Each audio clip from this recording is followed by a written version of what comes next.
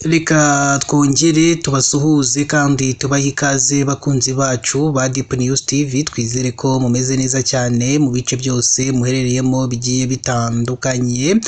Tugeze rero muri wa mwanya tuba tuje kubagezaho amakuru ari breaking news, abarimo aragenda agarukwaho n'ibitangazamakuru bigiye bitandukanye byo hirya no hino mu gihugu cyacu cy'u Rwanda. Bakunzi bacu rero ba Deep News TV, mu nkundire amakuru yacu tuyahereye kuri iyi nkuru, aho Minisitiri Bizimana yasabye Jono Kizigenza guhindura izina. Minisitiri w'ubumwe bw'Abanyarwanda n'inshingano mboneragihugu Dr Bizimana Jean Damascene yagaragaje ko umuhanzi Jono Kizigenza akwiye guhindura izina azwiho rya Rutwitsi muzi, kubera ko rifitanye isano n'amateka ababaje yabaye mu Rwanda. Ibi byakurikiye ijambo Minisitiri Bizimana yatanze imbere ya Sena ku wa gatatu tariki ya 4 Gashyantare 2026, aho yagarutse ku mikoreshereze y'amagambo amwe n'amwe akunze gukoreshwa cyane n'urubyiruko, cyane cyane ijambo gutwika rikoreshwa mu gusobanura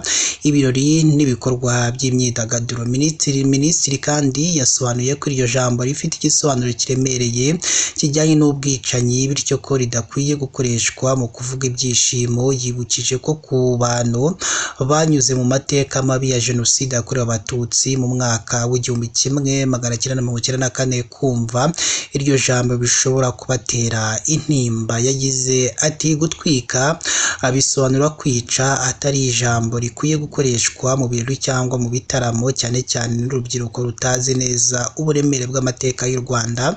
Aya magambo ye yateje impaka ndende ku mbuga nkoranyambaga, aho bamwe mu rubyiruko bagaragaje ko iryo jambo ari imvugo isanzwe ikoreshwa mu muziki no mu rubyiniro, bityo ko nta kibazo babonamo. Mu gihe izo mpaka zakomezaga, umwe mu bakoresha urubuga rwa X yabajije Minisitiri niba n'izina Jono Kizigenza akoresha rya Rutwitsi muzi ryakagombye guhindurwa. Minisitiri Bizimana yasubije adashidikanya ko koko akwiye kurireka agahitamo irindi ritabangamiye amateka n'amarangamutima y'Abanyarwanda.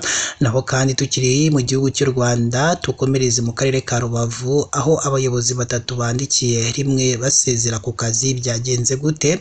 Abakozi batatu b'akarere ka Rubavu barimo umunyamabanga nshingwabikorwa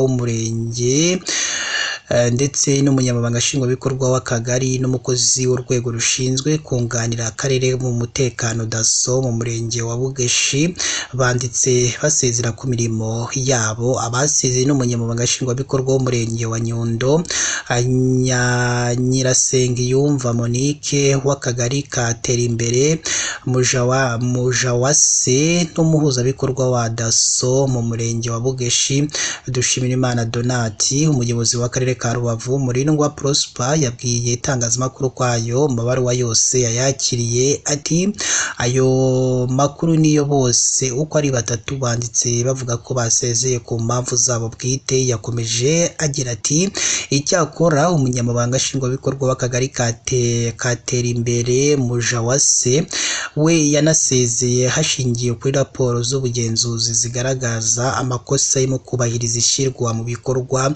ry'igishushanyo mbonera cy'imikoreshereze y'ubutaka mu ifasi yayoboraga. Yakomeje avuga ko kuba basezereye rimwe ari batatu bitavuze ko hari ibyacitse iri mu karere ayoboye, kandi ngo nta n'icyo kiri bugaragare mu mitangire ya serivisi bari bashinzwe. Yongeyeho ati gusezera ni ngombwa iyo umuyobozi yisuzumye agasanga hari ibyo adakora neza kandi bikenewe mu kwihutisha iterambere. Yahaye ubutumwa abandi bayobozi agira ati abayobozi basigaye bazirikane ko icyo dusabwa ari ugushyira umuturage ku isonga, gukurikiza amategeko no kubazwa inshingano. Hari amakuru avuga ko uyu munyamabanga nshingwabikorwa w'akagari ka Terimbere Mujawase yabanje kwanga kwandika ibaruwa ayisezera atemera amakosa ye avugwaho, aza kubyemera nyuma amaze kuyasobanurirwa neza cyane. Naho kandi tukiri muri aya makuru akomeje kugenda avugwa mu gihugu cy'u Rwanda, tuyakomereze kuri iyi nkuru aho humvikaho mu karere ka Kamonyi habereye impanuka y'ikamyo ya hoho ndetse na fuso, aho zagonze bisi abantu 9 bahita bakomereka rugikubita. Abantu 9 bakomerekeye mu mpanuka yabereye mu karere ka Kamonyi mu murenge wa Runda hazwi nko ku Ruyenzi, aho imodoka itwara abagenzi mu buryo bwa rusange izwi nka Twegerane Toyota Hiace yagonze ikamyo ya hoho yavaga i Kigali yerekeza mu majyepfo, ndetse n'iya fuso iyigonga yiturutse inyuma irangirika. Umuvugizi wa polisi mu ishami rishinzwe umutekano wo mu muhanda CP Emmanuel Kayigi yahamirije aya makuru itangazamakuru kuri uyu wa gatatu tariki ya 4 Gashyantare 2026 mu rukerera, agira ati ni koko impanuka yabayeho imodoka zari mu cyerekezo kimwe ya fuso yari yabuze feri, inyuma yayo haturuka imodoka itwara abagenzi ya Hiace yicaho igeze imbere itigonga hoho iyiturutse imbere, bituma na fuso iyigonga yiturutse inyuma. Abantu 9 bari muri Hiace barakomereka byoroheje. Yavuze ko abakomeretse bahise